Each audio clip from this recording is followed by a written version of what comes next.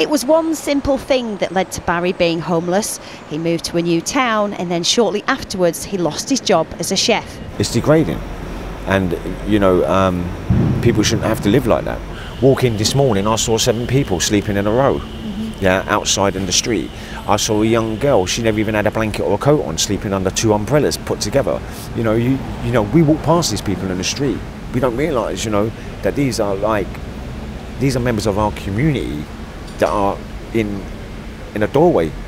And the homeless charity Crisis say that things are going to get worse. Just over 9,000 people are currently thought to be sleeping rough, but over the next decade, Crisis predict that will rise by 3/4 to around 16,000. And while almost 160,000 households are experiencing a form of homelessness, such as living in temporary accommodation or hostels, that figure's also predicted to rise by more than 1/4 to over 202,000. So what is the reason behind the increase? Welfare decisions that are being made are causing homelessness. Policy decisions do cause homelessness. We need to stop those cuts that are going through now. We need to get on and build more houses and make sure that they're available for people. But the charity do support the new homelessness reduction bill, which will make councils legally obliged to support anyone who's at risk of being homeless.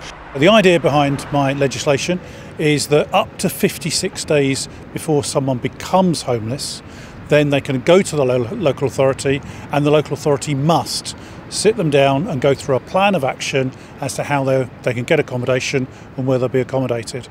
But for Barry, one of the worst things was how he was treated differently as a homeless person. This intelligent, articulate man who could easily be you or I. People often think, oh, that could never happen to me. I would never find myself in that situation. What would you say to that mindset? I wouldn't be so sure about that. There's a fine line between the street, and having a roof over your head. Your circumstances change. You can lose your job. You can have a relationship break up. Anything could happen. The brilliant news is that Crisis have managed to find him permanent accommodation, and he's now getting back on his feet. Feels great. It feels like I'm starting my life again, and I'm moving in the right direction. But the reality is, not everyone will get that chance. Ruth Liptrot, 5 News.